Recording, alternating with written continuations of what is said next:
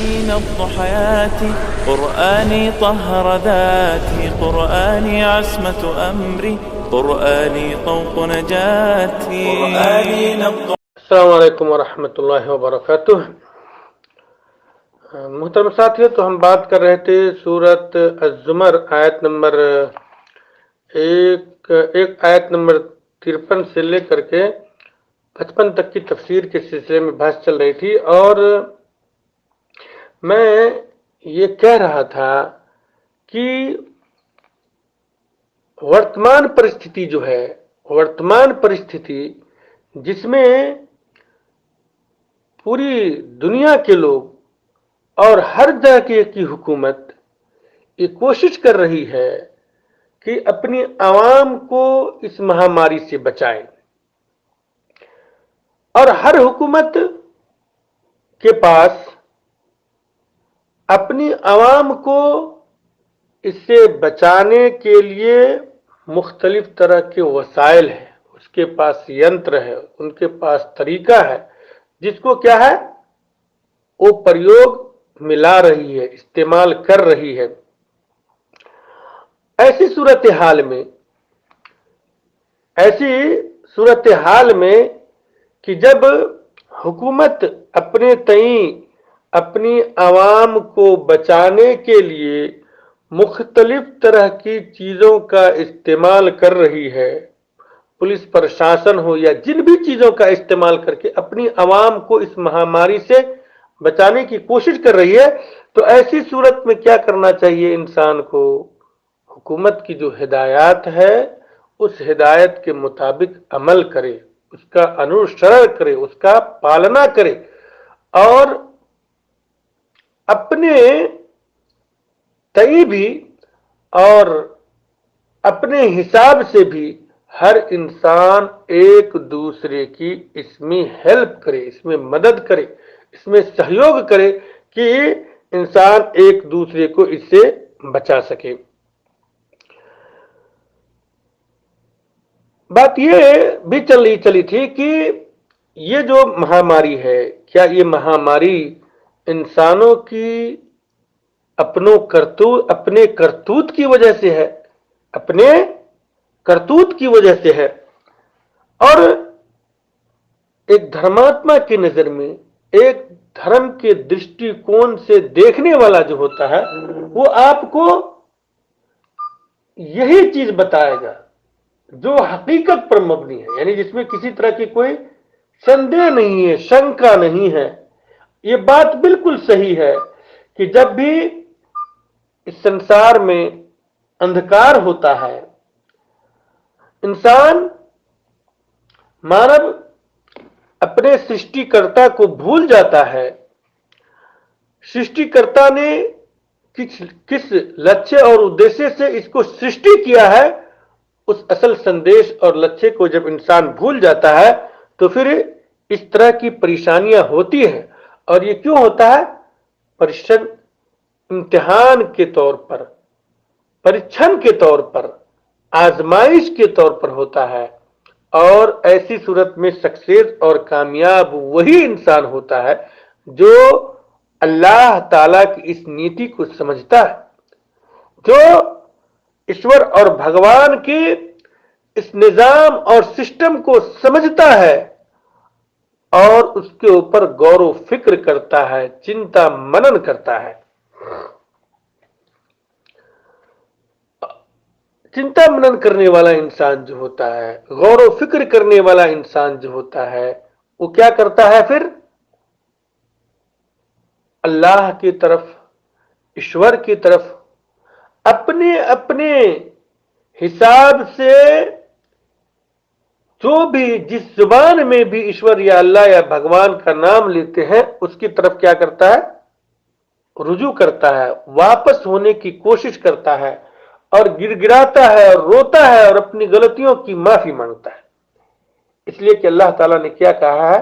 لا تقنطوا من رحمت اللہ۔ ذرا ہم اس آیت کے اوپر غور کریں، اللہ تعالیٰ کیا فرماتا ہے؟ قل یا عبادی الذین اسرفوا على انفسهم لا تقنطوا من رحمت اللہ ان اللہ یغفر الذنوب جميعا انہ هو الغفور الرحیم۔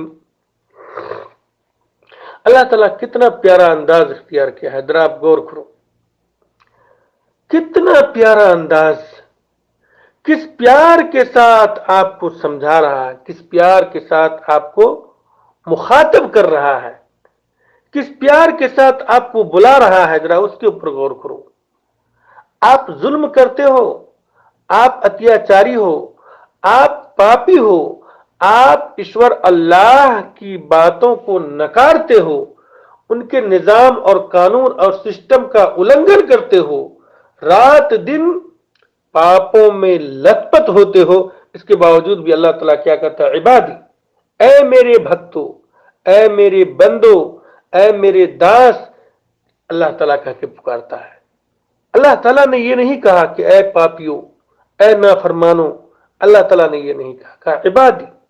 اور اللہ تعالیٰ کے جو بندے ہیں وہ دو طرح کے ہیں، جو سارے لوگوں کو معلوم ہے۔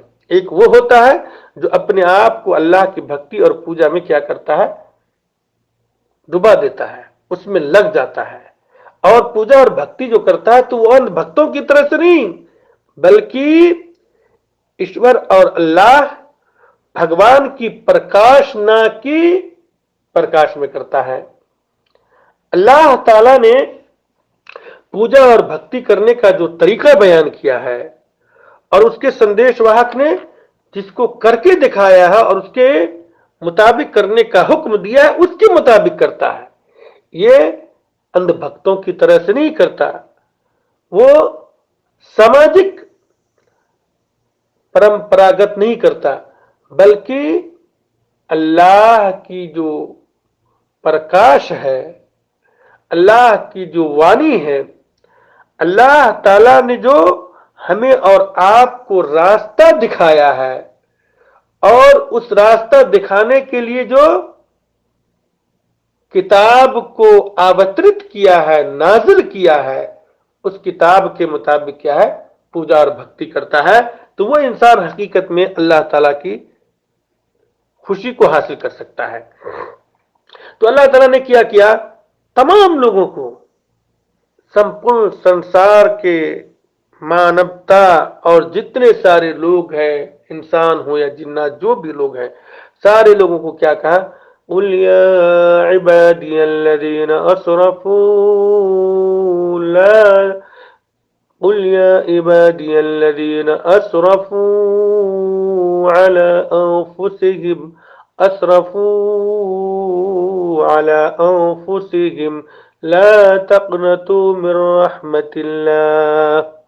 اے میرے بندو، اللہ تعالیٰ نے ہمارے نبی محمد صلی اللہ علیہ وسلم کو کہا کہ آپ کہیے کہ اے میرے بندو، جنہوں نے اپنی جانوں پر زیادتی کی ہے، تم اللہ تعالیٰ کی رحمت سے نا امید نہ ہو جاؤ، بالیقین اللہ تعالیٰ سارے گناہوں کو بخش دیتا ہے۔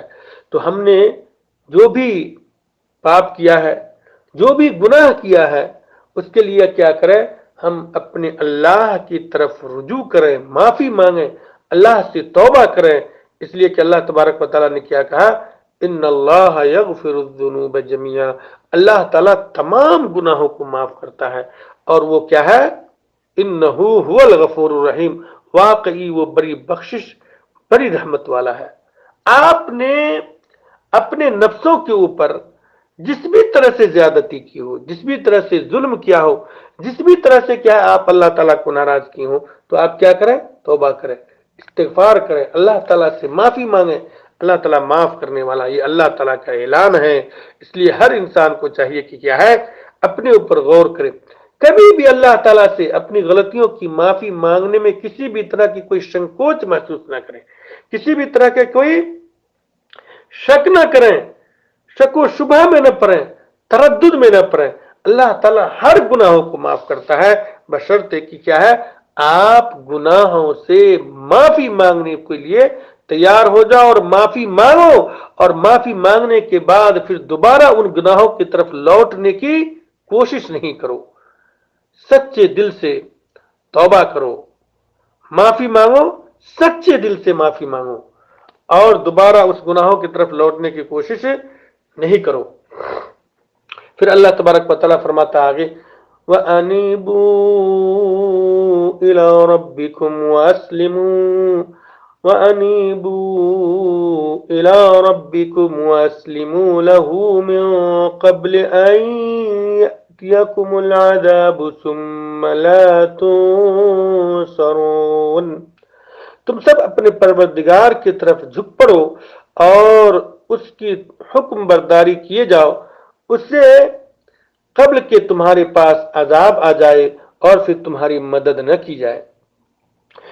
اللہ تعالیٰ نے ہمیں اور آپ کو کیا کہا؟ توبہ استغفار کرو، اللہ تعالیٰ کی طرف واپس لوٹ جاؤ۔ توبہ استغفار کر کے کیا کرو؟ اللہ تعالیٰ کی طرف واپس لوٹو۔ کیوں؟ اس لیے کہ اللہ تعالیٰ ہی کی طرف لوٹنا ہے، ہر حال میں لوٹنا ہے۔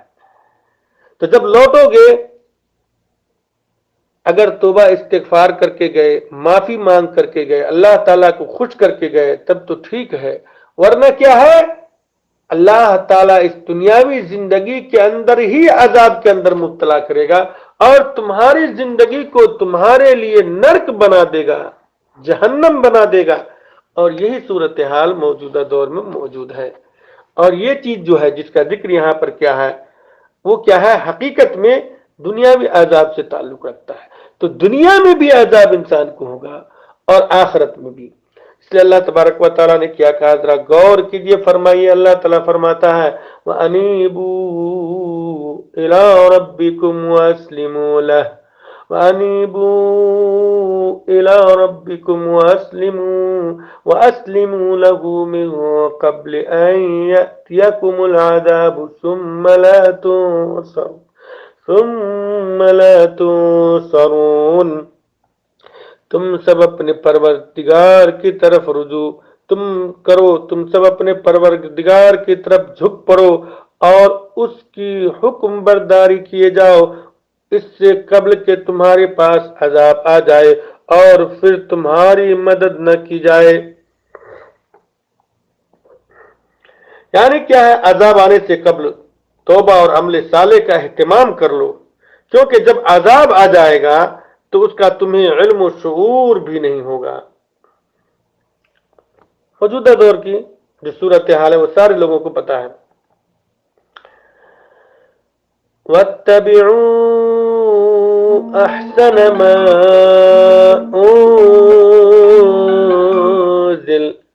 وَاتَّبِعُوا أَحْسَنَ مَا أُنزِلَ إِلَيْكُم مِّن رَّبِّكُم مِّن قَبْلِ أَن يَأْتِيَكُمُ الْعَذَابُ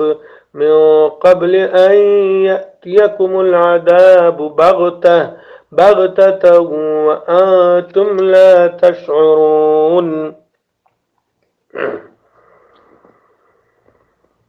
ذرا اس کے اوپر غور کریں، اللہ تعالیٰ کیا فرماتا ہے، اور پیروی کرو اس بہترین چیز کی جو تمہاری طرف تمہارے پروردگار کی طرف سے نازل کی گئی ہے، اس سے پہلے کہ تم پر اچانک عذاب آ جائے اور تمہیں اطلاع بھی نہ ہو۔ یہ بات بالکل صاف ہے کہ اللہ تبارک و تعالیٰ نے ہمیں اللہ تعالیٰ کے عذاب آنے سے پہلے کہا ہے کہ ہم اس چیز کی پیروی کریں، اس چیز کو اپنی زندگی میں نافذ کریں، لاگو کریں جو اللہ تعالیٰ نے ہمارے اور آپ کے لیے نازل کیا ہے، تاکہ کیا ہے؟ وہ عذاب نہ آئے۔ عذاب آ جانے کے بعد ان چیزوں کا کیا ہے؟ کوئی فائدہ نہیں۔ اس وقت میں چیخنے چلانے سے کوئی فائدہ ہونے والا نہیں ہے۔ تو وقت ہے کہ انسان اس دنیاوی زندگی میں اللہ تعالیٰ سے توبہ اور استغفار کر کے دنیاوی عذاب کو بھی ٹال لے اور آخرت کے عذاب کو بھی اپنے آپ سے ٹال لے۔ اللہ تعالیٰ سے دعا ہے کہ اللہ تعالیٰ ہمیں اور آپ کو دین کی صحیح سمجھ عطا فرمائے، اور جب تک اس دنیا کے اندر زندہ رکھے، اللہ تعالیٰ ہمیں اور آپ کو اپنی عبادت کرنے اور توبہ اور استغفار کرنے، اللہ تعالیٰ کی دی ہوئی شریعت کے مطابق عمل کرنے، نبی کریم صلی اللہ علیہ وسلم کی سنت کے مطابق زندگی گزارنے کی توفیق عطا فرمائے۔